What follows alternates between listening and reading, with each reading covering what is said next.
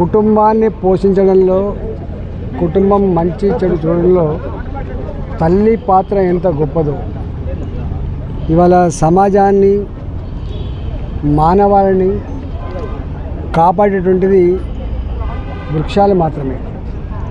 ప్రపంచవ్యాప్తంగా ఎంత అభివృద్ధి చెందినప్పటికి కూడా అన్ని దేశాలు ఆందోళన చెందుతున్న అంశం గ్లోబల్ వార్మింగ్ గురించి.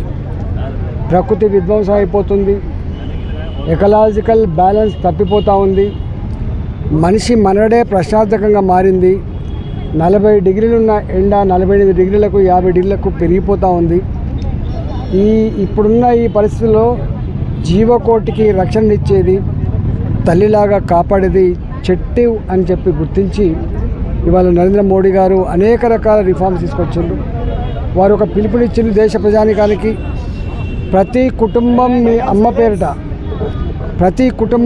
పేరిట ఒక మొక్కను నాటండి, దాన్ని పెంచండి, ప్రకృతిని కాపాడుకోండి అని చెప్పి ఈ పిలుపునిచ్చిండ్రు. కంటోన్మెంట్లో వేల ఎకరాల భూములు ఉంటాయి కాబట్టి ఒక ఇంచు కూడా వేస్ట్ కాకుండా ఈ కంటోన్మెంట్లో ఉన్నటువంటి ఖాళీ జాగాలలో మొక్కలు నాటే ప్రోగ్రాం కోసం ఇవాళ శ్రీకారం చుట్టడం జరిగింది.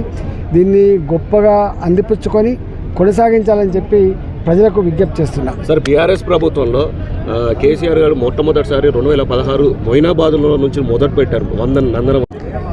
ఒకరితో పోటీ పడడం, రాజకీయాల కోసం ఇట్లాంటి పని చేయము. స్వచ్ఛందంగా ప్రతి కుటుంబం ఇన్వాల్వ్ అయితే తప్ప ఇది సాధ్యం కాదు. నెంబర్ 1. నెంబర్ 2, ఇవాళ ప్రజలు తలుచుకోకుండా, ప్రజలు ఇన్వాల్వ్ కాకుండా కేవలం ప్రభుత్వం చేస్తుంది రాజకీయ తప్పు. లెక్కల్లో 100 కోట్ల రూపాయలు మొక్కలు పెట్టినట్టు ఉండొచ్చు, కానీ ప్రాక్టికల్గా చూస్తే మీకు తెలుసు, మాకు తెలుసు, ఇవాళ మొక్కలు పెంచాలంటే ఇంత కష్టంతో మాకు తెలుసు. కాబట్టి అదంతా ఆ లెక్కల గురించి స్ఫూర్తి గొప్పదే. మొక్కలు పెంచాలనే స్ఫూర్తిని అభినందిస్తున్నా, కానీ వీళ్ళు చెప్తున్న లెక్కలు మాత్రం అభినందించాను.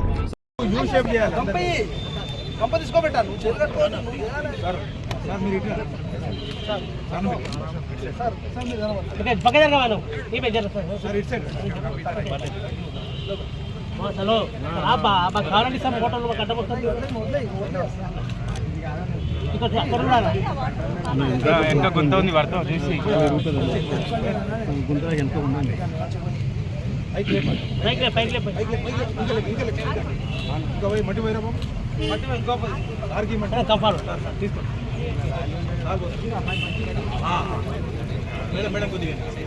అన్న మొక్క కనబడతాయి.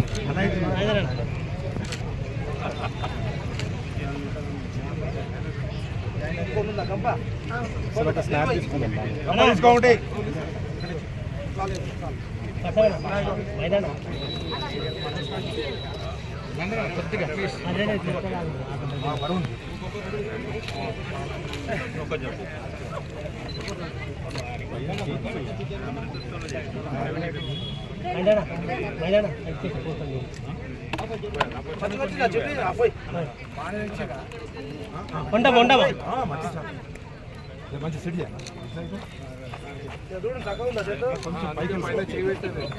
పైకి మేడం కొద్దిగా మేడం సార్ సరే